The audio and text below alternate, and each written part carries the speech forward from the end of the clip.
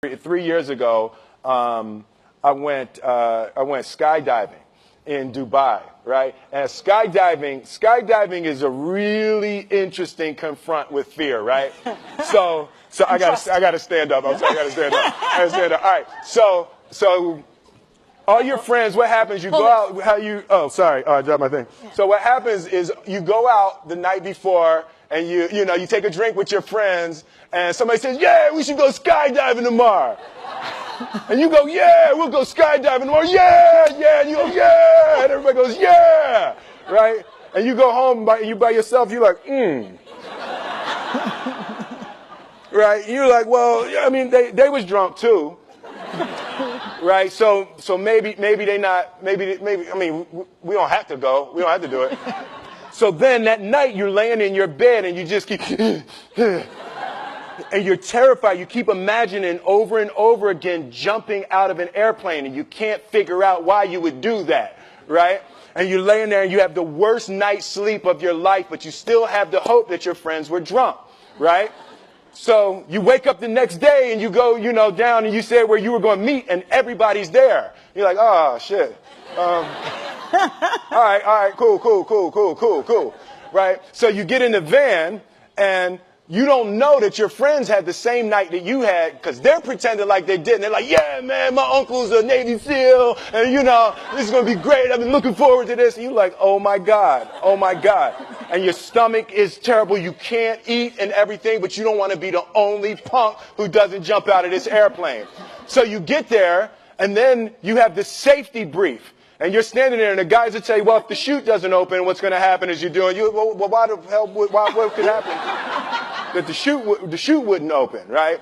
So you do a thing, and what you do is your first jump, you're attached to a guy who is going, he's going to walk you out. So you go, and you get there, and there's an airplane, and nobody's stopping. Everybody's still going.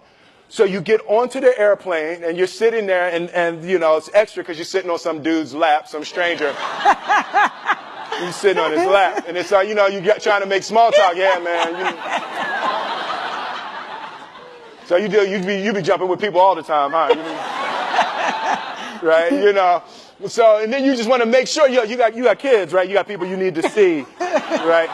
You just want to make sure he's serious, right? So you get in there. So everything's normal. So you fly and you go up to 14,000 feet, and you notice there's a light. It's red. And it's yellow and green, right? So right now the light's red. So then you start thinking at some point the light's going to go green, but you don't know what's going to happen, right? And you wait and it goes yellow and the light goes green and somebody opens the door. And in that moment you realize you've never been in a freaking airplane with the door open. Right? Terror. Oh, sorry, I'm spitting. Oh, sorry. No, terror. Right? So you go, and then, if you were smart, you sat in the back so you don't go first, right? And then people start going out of the airplane. And you go, and the guy walks you up to the end of the thing, and you're standing, and your toes are on the edge, and you're looking out down to death. And they say, on 3. And they say, 1, 2, and he pushes you on 2 because people grab on 3, right? Right? And you go, and you fall out of the airplane, and in 1 second, you realize that it's the most blissful experience of your life. You're flying, right? It doesn't feel like falling, right? It's like you actually are kind of held a little bit by the wind, and then you start falling, and there's zero fear. You realize that the point of maximum danger is the point of minimum fear. It's bliss. It's bliss, and you're flying, right? And you're doing that, and then 20 seconds, 25 seconds, 40 seconds, and you have enough time to just kind of be like, oh, shit, that's that building. I saw like that one. Oh, you can see the ocean.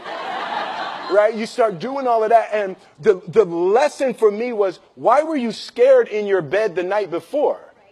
What do you need that fear for? Just don't go. Why are you scared in your bed 16 hours before you jump? Why are you scared in the car? Why could you not enjoy breakfast? What did you need that? The fear is fear of what? You're nowhere even near the airplane. Everything up to the stepping out, there's actually no reason to be scared. It only just ruins your day. You don't have to jump. And then in that moment, all of a sudden, where you should be terrified is the most blissful experience of your life. And God placed the best things in life on the other side of terror. On the other side of your maximum fear are all of the best things in life. You know? Mm-hmm. So that was sorry. So that was, no, it's good. That was my experience with skydiving and fear. All right.